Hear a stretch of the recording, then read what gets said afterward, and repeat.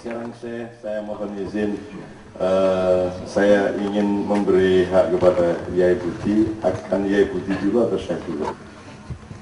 Pak Yai, saya dulu aja. Sud.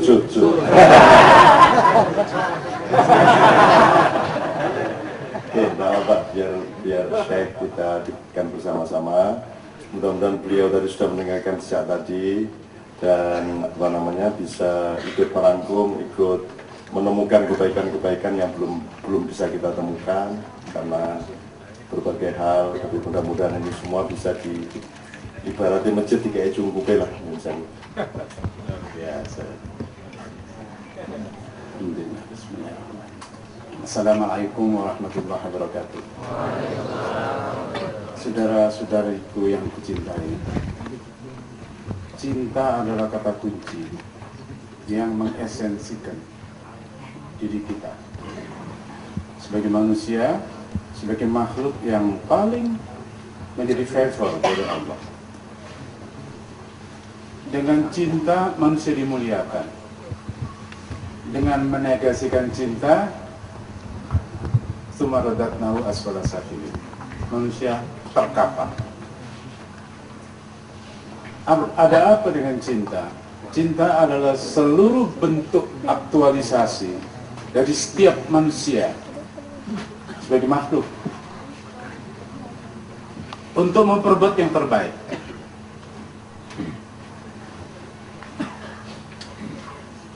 Saya mohon maaf kalau statement ini begitu abstrak, tetapi maksud saya ingin meresonansikan apa yang menjadi nuansa dan animo dari Anda semua di sini.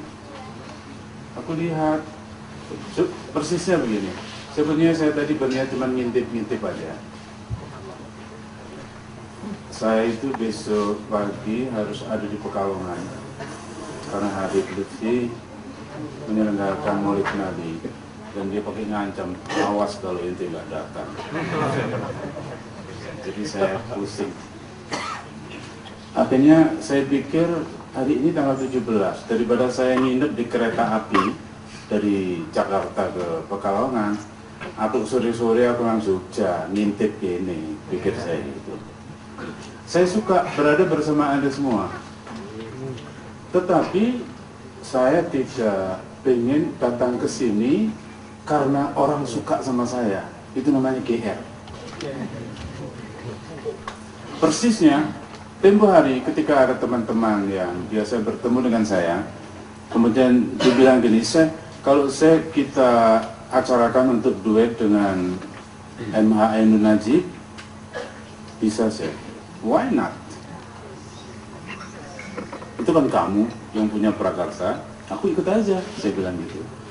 Tapi ketika dibilang kepada saya begini, saya acara nanti jam 8, kami ingin ngiringkan saya ke sana kira-kira setengah jam sebelumnya.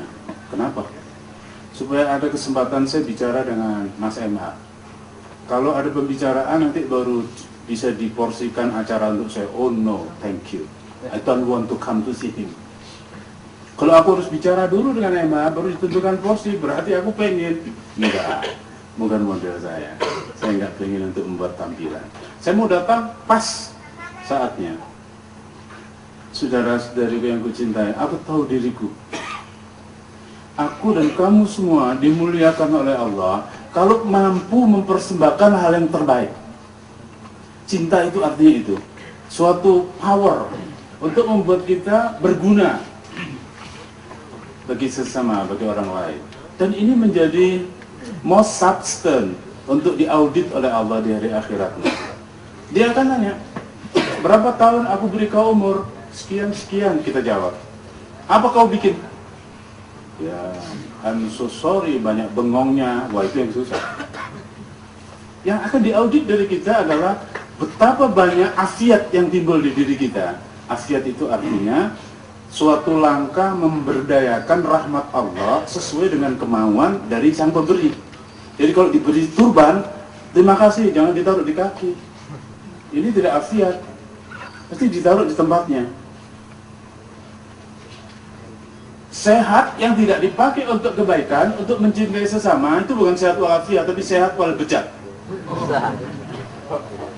Sederhana rumus kita. Laqad khalaqnal insana fi ahsani taqwim. Everything just sufficient. Buat setiap manusia dibikin oleh Allah Ta'ala dalam fitrahnya untuk memperbuat yang baik. Kecuali manusia diberi freedom of will, diberi kemerdekaan untuk memberdayakan dirinya. Kalau baik dia bikin, dia akan diberi reward oleh Allah. Kalau enggak, lah itu yang assalamu dewi. Bukan assalamualaikum, assalamu dewi tau. Ini assalamu dewi. Boleh digawe berkikat seenaknya, diskomit dengan hal yang mana kebaikan. Maka saudara-saudariku yang aku cintai, aku senang berada di tempat ini karena kalian begitu free untuk mengaktualisasikan dimensi positif di dalam diri kita. Hidup itu hakikatnya hanya itu. Tetapi karena ada satu adagium yang berasal dari Allah, Allah berbicara ini kalau bicara bahasa doktrinernya gitu. Wa izzati wa jalali, kata Allah. Dia ngomong pakai bersumpah, menyebut dua kebesaran nama dirinya. Demi keperkasaan dan keluhuranku. Lau atauni min kulli fariq, kalau semua manusia berjalan kepada aku, menjemput rahmat, berkah dan damai dari diriku, dan mengetok semua pintu yang tersedia. Jalan kepada Allah banyak, tersenyum dengan sesama sudah jalan kepada Allah. Membuang duri dari jalan kepada Allah. Banyak sekali yang bisa dibikin untuk itu. Dan diketuk semua pintu. Ya Allah, kasihlah aku rahmatmu. Ya Allah, kasihlah aku berkahmu. Ya Allah, kasihlah aku selalu damai. Ma fatahtuhu lahum, kata Allah, I wouldn't open any door. Aku gak akan pernah mau membuka satu pintu dariku. Hatta atawni khalfaka ya Muhammad, kecuali orang datang kepada aku bersama kamu Muhammad. Nabi Muhammad adalah contoh dari pribadi manusia yang perfect dalam memegang citra kebaikan dirinya. Begitu rupa tergambar dari diri beliau, apapun yang dibuat orang sebagai ketidakbaikan, itu tidak pernah mengusik hasrat beliau untuk tetap berbuat baik kepada orang. Ada satu lorong di Madinah yang Rasulullah suka lewat di situ. Tapi ada satu jendela di sutuh di second floor yang biasanya di situ ada seorang perempuan Yahudi tua. Si Yahudi ini begitu keki sama Muhammad. Begitu setiap Muhammad lewat, ada yang dikirim teplok, mungkin biji korma, mungkin tulang ayam, mungkin kertas yang digumpal. Jadi Rasulullah itu kalau mau lewat situ itu bulu kuduknya udah merinding ini. Sebentar lagi ada yang ketimpa. Nah kan. Kita tengok, lalu beliau senyum. Perempuan ini tidak putus sensasi dia untuk memperbuat hal yang tidak baik. Karena menurut adagium Yahudi, yang namanya Nabi itu kalau makin dikurang ajari makin baik dia. Jadi lama-lama tambah gede sawatannya, kerikilin. Tadinya itu cuma korma, biji korma 1, 3. Rasulullah begitu. Satu ketika Rasulullah lewat situ dengan merinding. Begitu lewat, loh kok gak ono? Rupanya jendela itu kosong. Rendah hormat, kata Rasulullah. Di mana mbok yang biasa ada di jendela yang selalu kirim apa-apa sama aku? Wah, dari kemarin udah terkapar sakit dia. Oh, could you show me the way to get her? Kata Rasulullah kepada Rasulullah ngomong dengan orang Inggris ini.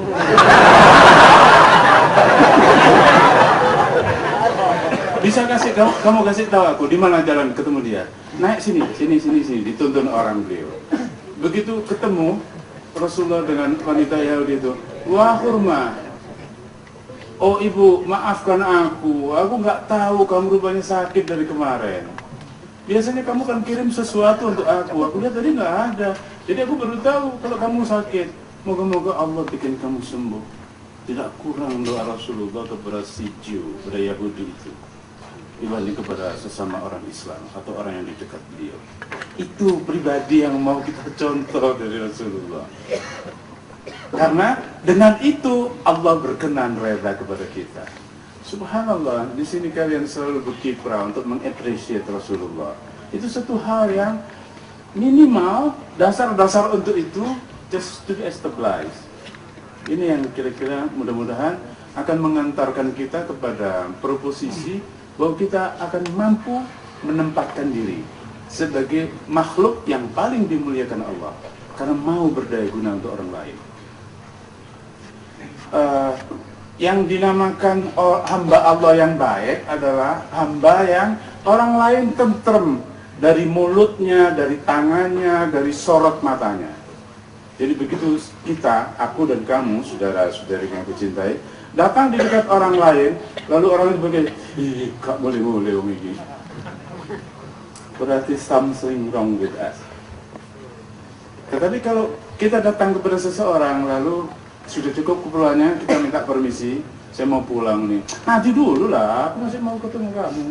Berarti ada sesuatu di diri kita sebagai greget supaya orang senang. Islam adalah greget di dalam diri kita, yang baunya tidak tenik, yang sorot matanya tidak jadi sembilu, yang mulutnya tidak menjadi sesuatu yang merawasi, yang bisa nyerampang kayak pedang, yang perilakunya menjadi baik. Begitu Yahudi itu melihat Rasulullah begitu, asyhadu an la ilaha illallah, gua saksikan deh, hanya Allah yang untuk gua junjung tinggi, kata perempuan Yahudi. Wa asyhadu annaka abduhu wa rasuluh, aku sekarang mengakui kamu adalah hamba dan utusan dari Allah. Indahnya kehidupan ini, saudara-saudariku yang kucintai. Kalau di persada kehidupan, kita tidak mulai menuntut dari orang lain, tapi meragakan appearance dan performance kita sendiri untuk berbuat yang terbaik. Itu greget yang ada di diri kita, yang dibawa oleh Rasulullah supaya tumbuh di diri kita. Tidak ada rumah tangga yang sebaik rumah tangga kita. Merdeka dengan berkat rahmat Allah. Lalu di Undang-Undang Pokok Pendidikan Nasional ada satu formula. Pendidikan nasional, formal, informal, non-formal, tujuannya adalah untuk membentuk manusia takwa yang berbudi luhur, cakap dan bertanggung jawab untuk mengamalkan ilmu pengetahuannya untuk setinggi-tinggi kemaslahatan hidup bangsa dan negara. Luar biasa Islamik bahasanya. Begitulah puasa kemarin, saya dijamu oleh Institut Teknologi Surabaya untuk mengisi acara ceramah antar taraweh dengan witir. Saya ditanya, saya bisa menyajikan kepada kami pembicaraan 10 menit, 8 menit juga bisa. Saya bilang gitu. Oke, silakan ambil kesempatan. Orang akan bubar taraweh antara taraweh dengan witir, di situ disuruh bicara. Saya bilang ini, saudara-saudariku, warga kampus Institut Teknologi 10 November Surabaya yang reputatif. Aku diperkenankan untuk datang kepada kalian, yaitu kiblat dari seluruh pendidikan tinggi di Indonesia Timur. Kalimantan, Sulawesi, Maluku, Nusa Tenggara, kiblatnya kemari. Am I right? Orang senang gitu, karena saya hargai. Cuman aku lihat, sayang sekali, kalian ini terlibat dalam proses pembodohan anak-anak muda bangsa. Orang pada lihat aku, tengil banget nih orang. Yang mahasiswa, yang dosen, aku lihat rektornya juga ada di situ. Mau bukti? Saya tebarkan muka kepada semua orang. Saya tunjuk seseorang yang paling tampil. Coba Anda berdiri. Anda berdiri. Anda mahasiswa, alumnus atau dosen? Saya alumnus ITS tahun 2004. Good. Bisa bantu saya? Coba terangkan apa rumusan tujuan dalam Undang-Undang Pokok Pendidikan Nasional. Cengar-cengir dia dengan tengok kanan kiri. Oh, nggak tahu. Ada yang bisa bantu? Mas yang tampan ini? No one of you? Saya bilang, karena nggak ada ya. Saya lihat yang senior-senior juga begitu. Ya ini yang saya maksud. Kalian melakukan proses pendidikan, gak ngerti tujuannya. Atau nanti. Apa Anda bisa memberi seseorang yang sesuatu yang Anda tidak punya? Kalau nggak punya kejelasan dalam pikiran, bagaimana Anda akan mengintroduce pendidikan? Itu sebab lulusan pendidikan tinggi, memble, ngamen di perapatan, melamar tempat kerja ke sana kemari nggak tercapai. Sebab tidak dikembangkan pribadinya. Apa itu? Tidak dikembangkan dimensi positif seperti fitrah yang diberikan oleh Allah Ta'ala.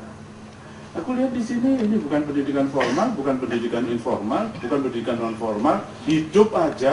Lalu kalian ciprakan, bergembira begitu rupa untuk mengupload sisi positif yang dari Allah. Memang from the beginning begitu dibikin, ternyata ini pun juga sebenarnya sudah cukup. Itu yang bikin aku senang dengan performance yang dibuat oleh MH ini. Makanya saya berniat, saya ingin ngomong kayak apa sih kalau saya tidak di panggung. Rupanya informasinya bocor kalau saya ada di sini, atau karena orang melihat turban saya jadi, oh datang lagi. Saya rindu dengan Basuran ini. Oh Pak Ono. Tetapi yang sebenarnya ingin saya bicarakan, saudara-saudara yang kucintai, sederhana. Mari kita selalu aware, selalu nyadari bahwa Allah memilih kita sebagai makhluk yang paling favor, paling dia sayang. Dan di kita tidak ada yang kurang, diberikan potensi yang sangat cukup untuk menjadi baik dan benar. Yang namanya aja potensi, kalau tidak diaktualisir jadi importance. Kehidupan ini, pendidikan dan apapun, pekerjaan, hanya dua. Apakah kita akan dapat mengaktualisasikan citra kebaikan diri kita atau tidak? Itu persoalan. Rumusnya hanya sederhana, sadarilah dari awal. Orang itu kalau sadar tapi telat, namanya nyesel. Kalau nyesel ditarik ke depan, itu namanya sadar. Jadi sesal dan sadar itu hanya ini. Apa yang perlu kita sesali sekarang adalah kelalaian dan kecuaian di diri kita untuk mengaktualisasikan kebaikan. Buat apa Anda bergadang di sini dari habis hujan sampai kira-kira menjelang subuh? Kalau tidak ada optimalisasi peluang dan kesempatan untuk menjadi baik dan benar. Saya kira nilai dari MH hanya di situ. Tetapi justru karena di situ itu yang menyebabkan Allah suka. Dan Rasulullah pidatonya terakhir di Padang Arafah, sekali-sekalinya beliau berangkat dari Madinah untuk pergi haji. Begitu di Padang Arafah, beliau bilang, Ayuhan nas, asyhidu anni qad ballar. Oh mankind, biasanya beliau bilang, oh true believer. Kali itu beliau bicara kepada seluruh umat manusia. Saksikan bahwa aku sungguh-sungguh telah menyampaikan sama kalian suatu peringatan, kalian terlahir dan dicipta oleh Allah adalah untuk menjadi baik dan benar. Camkan itu, usahakan untuk diingati betul, jangan pernah terlupa dan bersungguh berusaha. Barang siapa kemampuannya membawa diri kepada baik dan benar, hanya bisa dinyatakan dengan bersedekah separuh biji korma. Mana ada orang bersedekah separuh biji korma? Matematika paling minimalisnya adalah sebutir. Kalau separuh namanya, itu kan perandaian matematis saja. Lakukan itu. Saya kira addressing dari Rasulullah tetap relevan untuk diungkapkan di sini.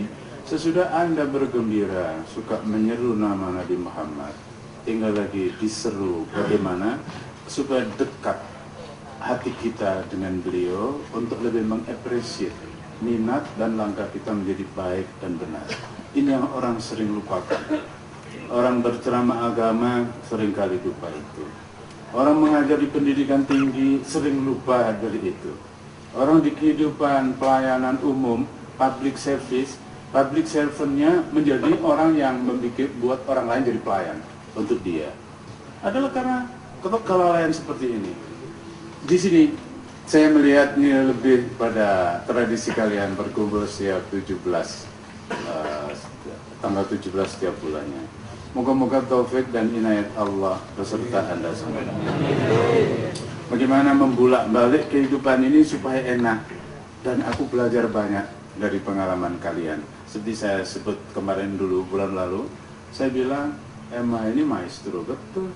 Dia memproses pendekatan sofistik dengan tidak pakai kosakata tasawuf, dilibatkan orang secara aksiologis. Pendidikan kebanyakannya hanya ontologi, epistemologi tak tahu, ontologi apa, aksiologi apalagi.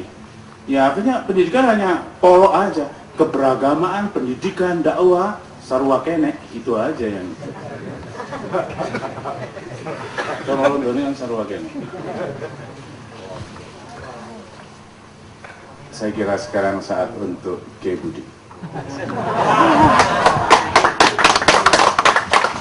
Kiai Budi kita jadikan kong malam hari ini. Saya ingin tahadus bin nikmah dari pembicaraan beliau supaya bukan sempurna tapi supaya potensial. Jadi kan dalam teori ilmu sosial kan ada potensi sosialisasi, aktualisasi, potensi sistem aktualisasi. Jadi potensi bangsa Indonesia ini tidak bisa aktual karena sistemnya nggak benar. Termasuk pengajian-pengajian juga tidak mengaktualisasikan potensi-potensi sehingga kurang bisa muncul. Termasuk tadi ngomong tentang Cina kalau macam tadi. Jadi itu yang dia maksudkan. Harus ada formula komunikasi, formula silaturahmi, formula pendidikan dan sebagainya yang memungkinkan biji itu unggul dan menjadi pohon yang berbuah yang sebaik-baiknya. Nah untuk itu saya mohon merespon yang beliau sebut ITS itu ya Pak Nuh rektornya, kemudian Mas Darmaji yang mungkin Anda itu sebenarnya termasuk baik. Kalau ternyata rapotnya seperti itu, sekarang bayangkan UNER, bayangkan yang lain-lain, Universitas Wijaya Kusuma dan seterusnya. ITS itu termasuk lumayan, aksiologisnya dan komprehensi kependidikannya termasuk lumayan. Nah saya ingin mensyukuri sebenarnya teman-teman sekalian, kita ini mengalami sejarah di mana sejak peperangan yang tidak teratasi, konflik yang tidak teratasi antara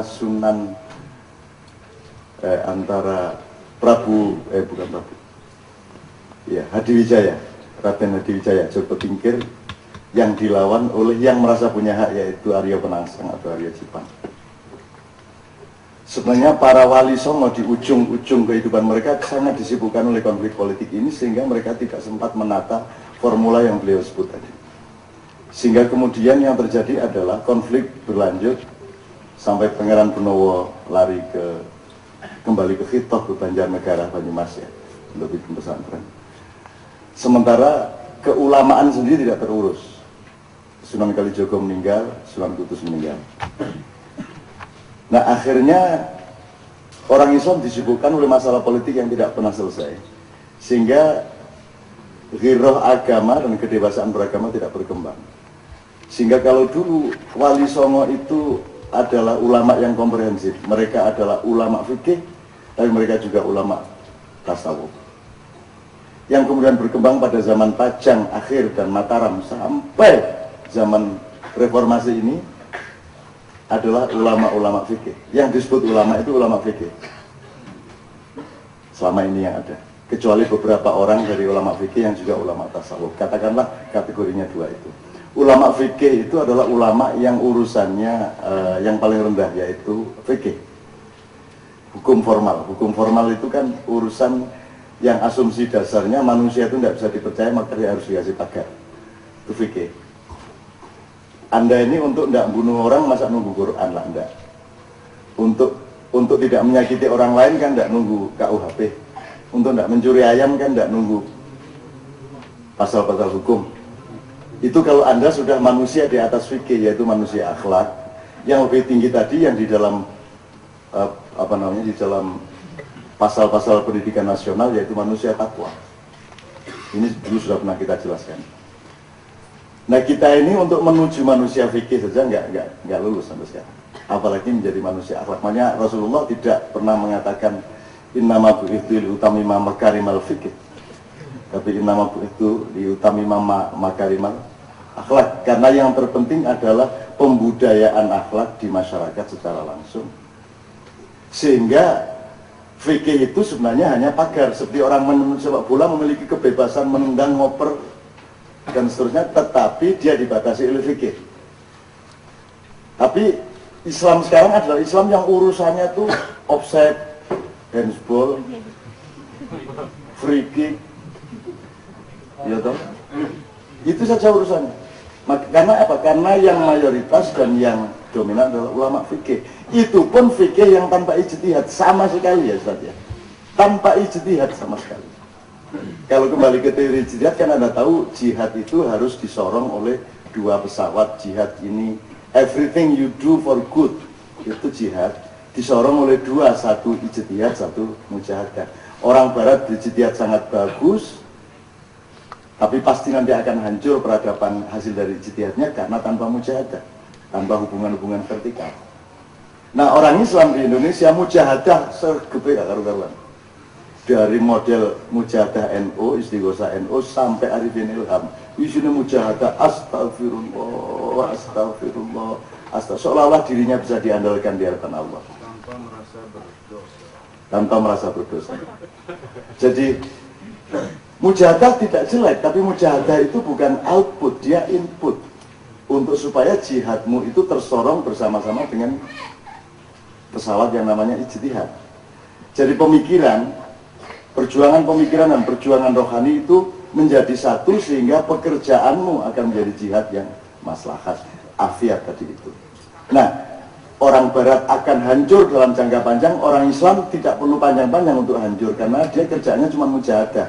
Jadi nek pesawatnya ijtihad itu mesti bisa mendur sud, ning mesti melenceng karena dia tidak seimbang penyorongnya. Melenceng dan pasti akan hancur ini peradaban. Pasti. Ideologi juga sudah selesai toh. Sudah tidak ada ideologi. Anda dulu nanam pohon mangga tujuannya apa? Supaya dapat buah, supaya mendapatkan buah mangga, betul. Anda nanam padi supaya berbuah padi. Anda bikin Golkar karena Anda ingin pemerintahan yang profesional, kan gitu. Anda bikin PKB supaya ada pemerintahan yang paham kepada Rasulullah, Allah, dan mengembangkan istighosah dia samping ijtihad. Anda bikin PKS kan karena supaya Islam ini lebih modern dan seterusnya. Lah sekarang anaknya Golkar, buahnya pohon mangga tadi, apa pasti mangga? Kalau Adang Dorojatun menjadi calonnya PKS di DKI Jakarta, loh, lah gue nggak PKS sih dia naruh apa? Lah kok akhirnya wah mungkin ada. Lah Adang ini hubungannya karo PKS ke apa? Kalau saya masuk PKS dikecam orang karena loh dia bukan kader kok tiba-tiba. Tapi kalau Adang dikecam? Enggak, karena orang berkebun mangga itu ternyata dia akan supply apa tergantung yang beli. Kalau yang beli ternyata mau beli manggis, tukang kebun mangga ya mencarikan manggis. Ya. Jadi gak ada gunanya toh yang nggak wit-witan apa nggak nandur pelem nih lah kudune ben sapa pelem lah iki nandur pelem bol wae manggis. Lah terus lapo iki nggawe PKS iki biyen lapo. Lapo nandur pak pelem iku lapo nek akhire wae manggis. Iya nek manggis ngono. Iya nek manggis. Nah ngono mending aku tak bergaru kalau alusil itu aja. Ini alusil tuh, ini alusil tuh. Yang tempatnya tersembunyi, tidak dilihat oleh koran dan media, maka mereka kita namakan, kita resmikan hari ini jamnya itu silit. Dan silit tidak boleh marah kalau tidak diperlihatkan, karena memang hakikatnya tidak boleh diperlihatkan, dia berada di dalam hijab cintanya Allah kepada engkau semua. Oke, saya teruskan mengenai ulama fikih dan ulama tasawuf. Nah, karena tanpa ijtihad, kita akhirnya istighosah saja, istighosah dan mohon maaf nih Pak Yai, saya agak panjang dikit Pak Yai Putih. Kemarin di Solo, tadi Amal Sahabat dan di Jamaah Muji Rasul.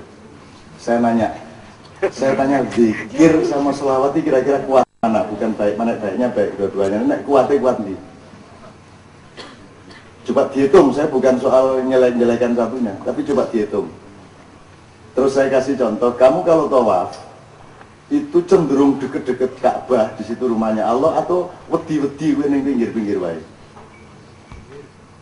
Kowe nek awakmu mambu elek, kowe cenderung dusul-dusul nang cah wedok apa ngado-ado? Ngado-ado. Nek kowe nyedak-nyedak berarti kowe GR, kowe mesti merasa dirimu soleh. Ngono kira-kira. Jadi nek kowe tawaf iki kowe kira-kira isin-isin karo wedi-wedi apa kowe ngoyak piye carane ben cedak Ka'bah iso ngambung Hajar Aswad. Kok orang merasa kok kowe ora pekewo arep nyambung Hajar Aswad. Rumah samu kowe iki saleh apa piye? Lah aku rawani nang aku ora saleh, aku tak pun kula mriki mawon asal memenuhi tawaf nggih pokoke kula mriki mawon kula mboten wantun mriku wong kula kotor. Ilahi lastulil firdausi ahla.